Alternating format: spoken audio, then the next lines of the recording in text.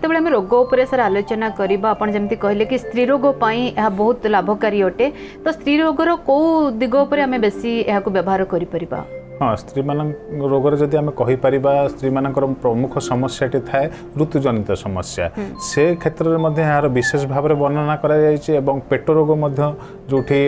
जो मैंने वयस्क लोक मैंने था कहते मो पेटर बाई रोकी दौर पेट खेची होची सब समस्या देखा जाइए मेथी विशेष भाव में काम दे थाए तो आज आसतु आम आरंभ करवा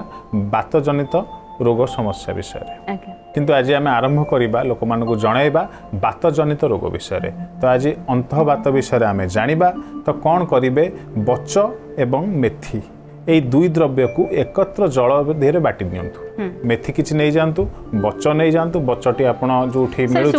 मेथी तो बतुरे की बाटी सागे बाटी हेनी किसी समय आम बतुरे दबा एवं बच जोटा आपड़ जो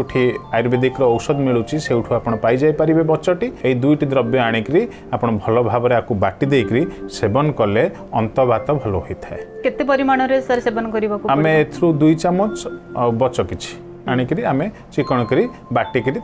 गोटे थर दिन को सेवन कले खाली पेटरे उपकार निश्चित भाव में मिली थाए आ गोटे पद्धति आम कहीदेवा जदि आप बच पाई पारुना तो आपण मैंने व्यस्त हबार ना केवल मेथी की आप 2 घंटा बतुराई रखु यह आणिक चिकन करी बाटी देकरी आपण आपको सेवन करंतु देखिए आपणकर बात जनित रोग समस्या धीरे धीरे दूर हो आज्ञा बहुत माने सहज सरल उपाय मेथी आम समस्त रोषे घर उपलब्ध रही है आम आणिकी टिके परिश्रम करके व्यवहार जदि करबा ताले निश्चित भाव में बात जनित समस्या मुक्ति पाई परिबा आउ कोन सारे समस्या रही जो थ्रू आम मेथी को व्यवहार करि परिबा आजिकल देखा जाउची अजीर्ण समस्याटा बहुत भाव में बहुल भाव में बढ़ी बढ़ी चली भोक न लगे पेट गुम करवा पेट जनित समस्या यही सब समस्या लोक मैंने विशेष भाव में पड़ुंट आसतु आम से अजीर्ण विषय आज गोटे जोग लोक मानू बतईदेवा सहजरे आपण घरे बनातु एवं खाईकरी उपकार पातु आपण जीरा पाइबे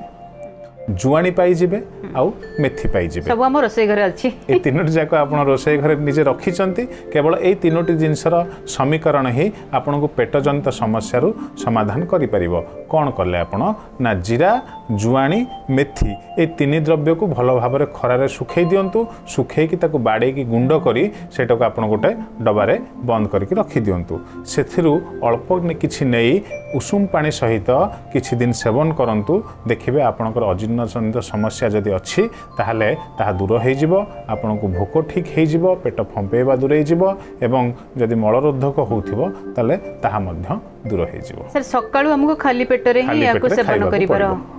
सर आउ गोटे अजीर्ण जनित समस्याटी विशेष भाव में गर्भवती महिला पाखे देखा जाए जमी भाव आम सर सब जानी गर्भवती महिला माने जहाँ किसी भी सेवन करेंगे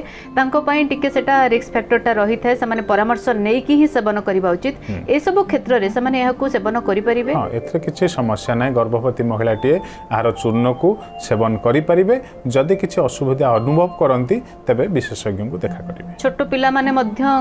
व्यवहार हाँ छोट पिला व्यवहार करेंगे तो एत समस्या हुए नहीं जदि भी समस्या है ताहले यार परिमाण सामान्य कमेकरी से व्यवहार करेंगे